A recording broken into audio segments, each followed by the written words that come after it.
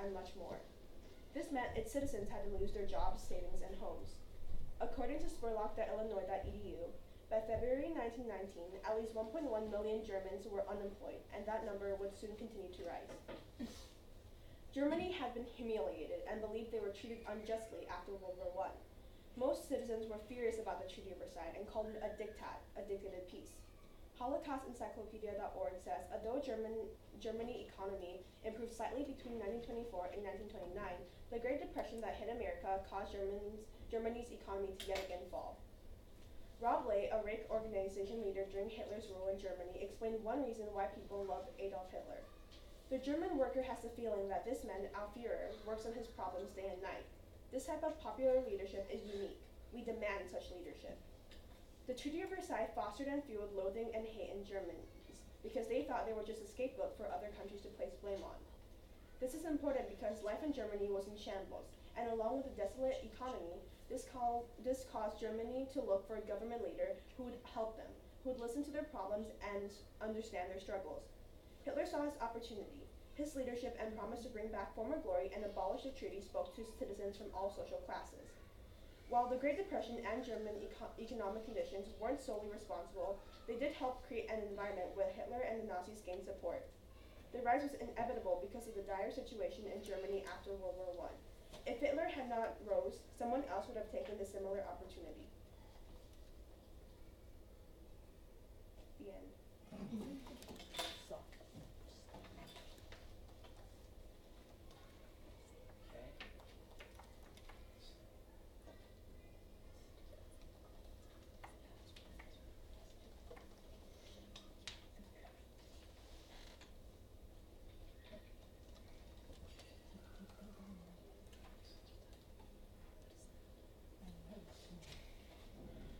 Just 1 second.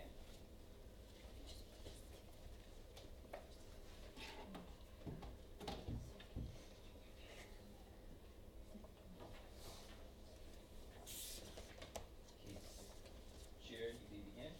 Okay. Because of all the losses that Germany had after the treaty had been made, it angered the people as well as the government, as well as the rule and the economic system that Germany could not be supported any longer.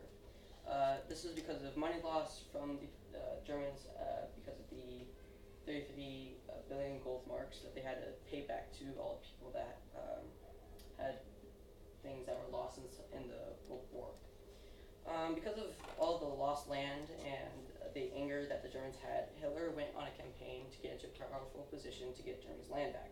Every German wanted this, it's just that nobody was persevering or had as much of a dream or plan as Hitler did. This said, if Hitler was not the one to rise to power because of the people's popular vote, and because of Hitler's good speaking skills, which encouraged every German, then someone else would have risen to the top and made a campaign to get Germany's lost land back anyway. That part was inevitable because every German was going through some type of loss because of the Treaty of Versailles. Unemployment is also a very big problem in Germany, also due to the gold marks, but Hitler also helped that problem by giving certain jobs to do and raising the employment and making military weapons for a new war that Hitler was planning to get all the land back. I asked myself the question, why was it Hitler and not somebody else? It really was just because Hitler believed that the government of Germany was not good enough and it failed once, and Hitler wanted to do something about it. And he just acted before anybody else did. All in all, Germany would have had somebody to stand up for Germany and revolt against the rules set by the Treaty of Versailles, whether it was Hitler or not. That was 154.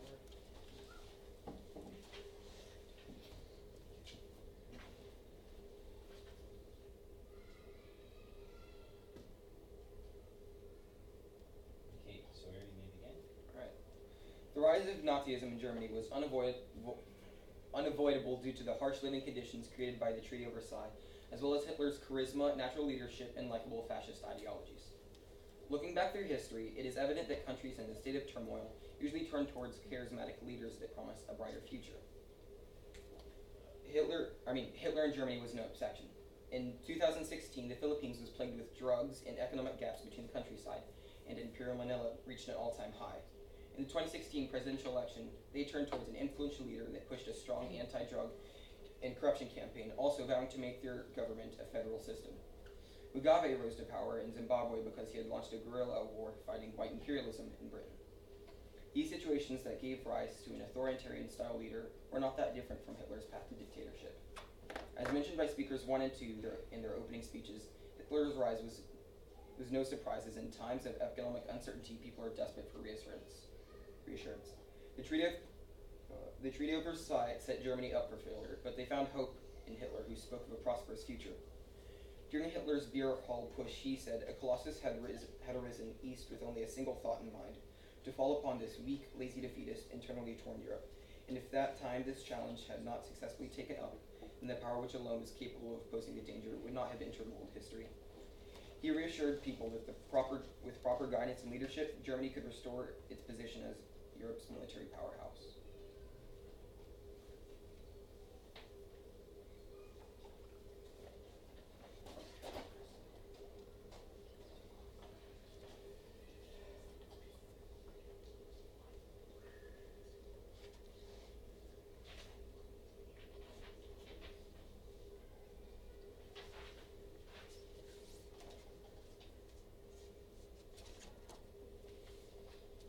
Is the Okay, other- Aaron, we're ready for you.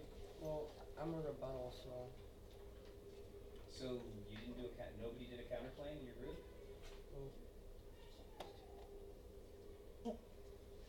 we made it to where somebody was supposed to already.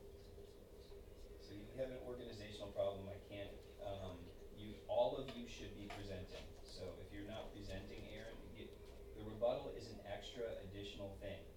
All 4 of you should be presenting right now. And then, two of you can, in addition to that, rebut.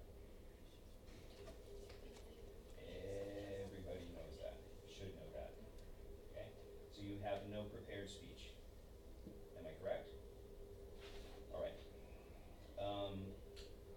You guys can have a seat. Your opposition can approach the front of the room. Should I airplay, Mr. Redmond? Yeah, 447. Okay, come on up.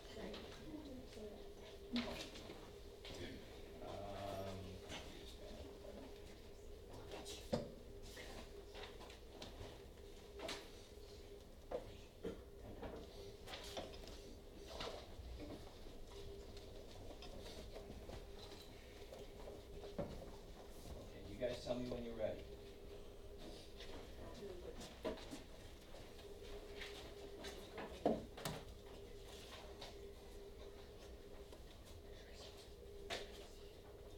Alright, we're ready. Okay, first speaker is Ariman? Yeah. Okay, Ariman. So we're opposition, Ariwan, Annika, Alan, and Claire. So, the rise of Nazism in Germany was not inevitable and could have been prevented. It was because of the irresponsible and irrational actions of President Hindenburg and his advisor von Papen that Hitler gained chancellorship. After the Treaty of Versailles, the economy was in a bad state and unemployment was at high. The Great Depression in the late 1920s furthered this, but Hitler took advantage of this to gain support of the population. But however, he would have never been chancellor and had major influence over the people if it wasn't for these plans that Hindenburg and Papen decided to do. Arnold Brecht, who was a politician in the government at the time, wrote a first-person account, and he said that they committed, quote, political folly that they may be reproached for. The imprudence of political deliverance let loose on Germany at Germany's expense, combined with the breach of constitution, weakness of character in critical situation, and in Papen's case, a more than average self-confidence, piety, and personal vanity. These ill-advised plans created by these two politicians were the reason that Hitler got chancellorship. They wanted him to be a puppet leader so that they could gain control of the people and then enforce democratic ideals and control the communists. Papen, as vice-chancellor, thought that he could act as a bridge against Hitler's actions so that Hitler couldn't do many things. But obviously this plan backfired. Hitler became chancellor through President Hindenburg, and he went rogue. So Nazism never would have had major influence over Germany if Hitler wasn't chancellor, and that happened because of these ill-advised plans made by these two politicians.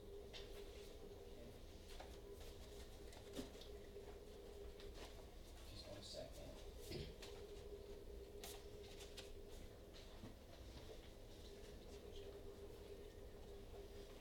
Okay, Anna, you can start. Okay, so it's clear that Franz von Pappen's ill-conceived decision-making led to Hitler's chancellorship, as Ariman said. However, if the events prior to Pappen's chancellorship had been different, the rise of Nazi Germany could have been avoided altogether. Kurt von Schleicher was the general of the German army at the time, and he used his political influence to get Papen appointed as chancellor. Schleicher hoped that as his Minister of Defense, he could control the direction of the administration. However, as Schleicher realized that Papen was pursuing his own agenda, he initiated a cabinet mutiny that led Papen to step down. According to the Nazi Germany case study, new elections were conducted in November of 1932, and the Nazi Party won the most number of seats. However, Hindenburg refused to appoint Hitler as chancellor and instead elected Schleicher. Schleicher continued to control the army as Minister of Defense and was in a position to completely overturn the Weimar Constitution and gain dictatorial rights. However, Schleicher lacked the ambition to pursue this strategy and thereby needed the support of the parliament and to remain in power. As Schleicher opposed all actions of the Nazis, the latter would not support him and he was forced to step down. Meanwhile, von Papen conspired with Hitler to convince Hindenburg to appoint them as chancellor and vice chancellor. So a lot of different turns of events could have averted the rise of Nazi Germany. 1. Schleicher and Papen could have formed a more symbiotic partnership where von Papen could have continued as chancellor. 2. Schleicher could have overturned the constitution and remained in power without needing the support of the parliament and the Nazi party. And 3, as stated before, better decision-making on both Hindenburg and von Papen's parts could have avoided Hitler's rise to power. Had any one of the above happened, Nazi Germany could have been avoided. 154.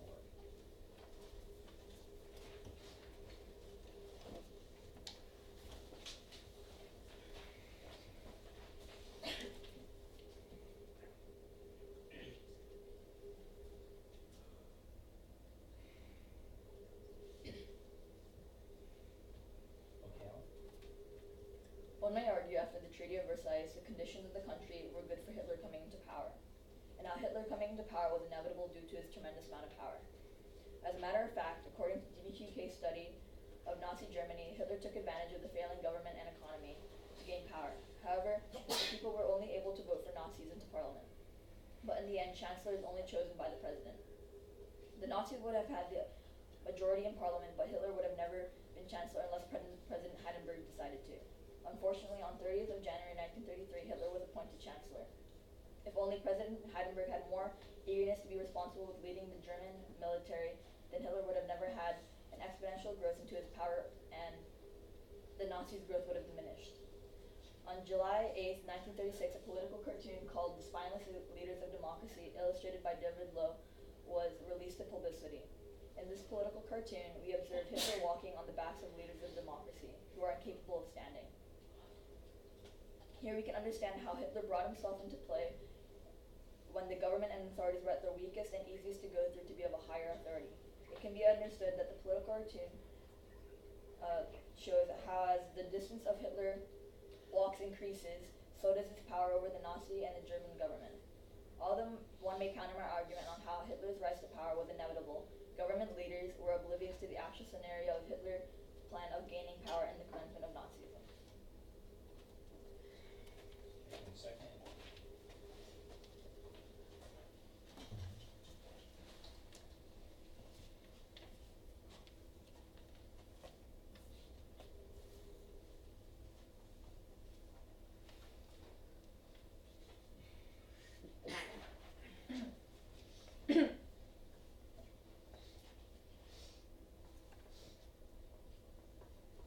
Start.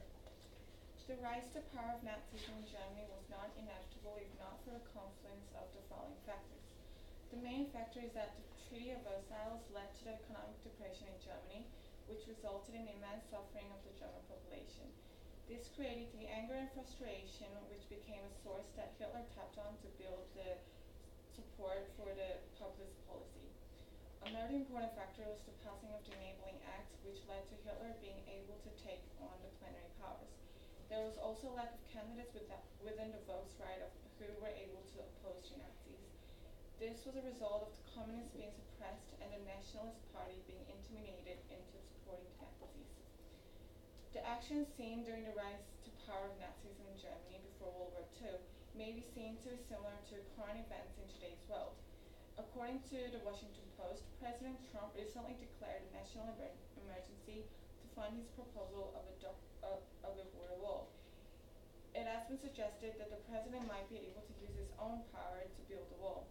He is indirectly threatening that if the wall fails to be built, the country would face significant harm. This situation is similar to the scenarios of world wars. Before Hitler became the Chancellor in 1933, Article 48 of the Weimar government was invoked, allowing the president to override legislative authority. After Hitler was appointed, the Nazis employed this measure more aggressively to cement Hitler's position as dictator and allow him to override any policies initiated by Volksraad, which he did not approve of. Okay. All right, thank you very much. You guys can stand down, and I will start a timer. 1 minute from now, we can have a 1 minute rebuttal. I have to tighten up the timing of rebuttals, so we'll do a minute, a minute, a minute, a minute. Both of you guys, both pro and con, can use this time to prepare rebuttals, okay? The timer is started. A minute from now, the rebuttal will begin. Someone else would rise to power. But like I said, yeah, Hitler's in power. But then they would have avoided Mussolini because Schleicher wasn't a Nazi. Oh yeah, right on. Wait, so are we doing 2 rounds? No, just 1. But we need to make it good. So wait, just in case, should I prepare my rebuttal? Yeah. I'll just divide you guys. So basically, is that the year where they said was that if Hitler hadn't risen to power and he hadn't been such a charismatic leader, another leader would have risen to power. We see as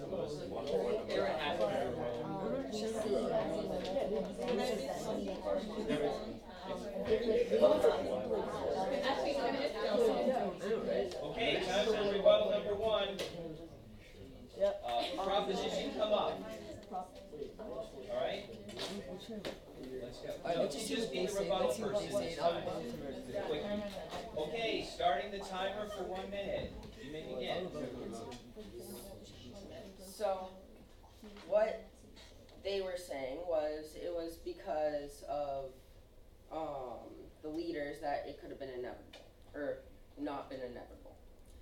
It was, however, because if it wasn't Hitler, it would have been someone else. Because if you look, the reason why he had so much power is because he had so much followers. If they didn't believe in what he was going to do, what he promised to do, they wouldn't have followed him. And they had those same beliefs. So with those same beliefs, it would have been someone else who would have came up if the president didn't make him chancellor. And then you guys said that they weren't necessarily sure what he was going to do, but I think they would have, because why would they put him in if they didn't know what his intentions were? Okay, and that's the end of the time. Opposition, you can approach for your 1 minute rebuttal opportunity. Okay. If someone else rose to power, he does not be a Nazi. Okay. Blair, you're on the clock for 1 minute. You may begin. Audience, focus. Thank you. Go. So they said that if Hitler wouldn't rise to power, someone else would have, and however, we've seen through what Ariman and Annika said that it wouldn't have to be the Nazis who risen to power, and that would mean that Schleicher could have risen to power, and he's not the Nazis. He is part of the other parties that's not the Nazis. Okay. I don't know.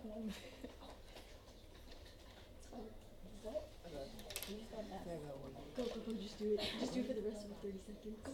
Okay, and our second rebuttal opportunity from proposition group, come on up. You're solid. But just see what they say. Are they even doing something? Alright, make your solid. I mean, you can't really rebut against it. You need a solid.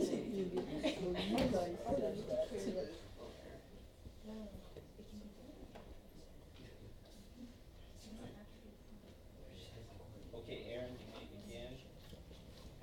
Okay, so looking at what you just said, you had said that if someone else did come to power, it wouldn't have necessarily had to be a Nazi party. I disagree because if you look at it, the Treaty of Versailles made Germany pretty much enraged because they had to take credit for basically the whole thing, and then they lost so many things. Hitler used that to make his rise. So it would have been a Nazi party because everybody else had those exact same reasons. Is it solid? No, it's not. Okay, and the last rebuttal opportunity for this debate looks like will be Aryaman.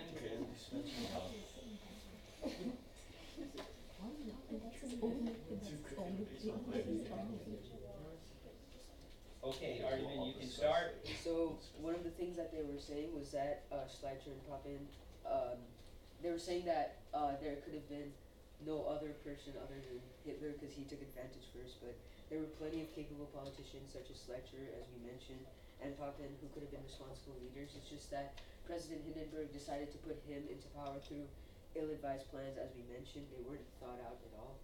So, and you also said that we said that the president didn't know the intentions of Hitler. That's kind of what we were trying to argue, is that President Hindenburg and von Papen, like, they didn't know that Hitler was gonna go like all crazy, but they put him into power because they wanted to be behind him, controlling everything that he did. So it didn't really matter what Hitler wanted to do. They just wanted to Hitler would be the puppet leader and they would be controlling him from behind. But obviously that backfired. So Hitler just decided to do whatever he wanted and it kind of went wrong. Okay, thank you. That's the end of the Germany debate. Now, could I quickly draw from where's my box? You see my box back there? Who needs the MVP? Oh, here it is. Listen, guys, if you're not the Germany debate, if you're the Russia or the Japan debate, you need to vote using the email that I sent you. There's a Google form, and you can choose who won the debate, one simple reason why, and pick an MVP, okay, for that debate. You don't have to do your own debate, guys, so the Germany group is free from that one. So the next debate will be... Why do you leave 3 emails?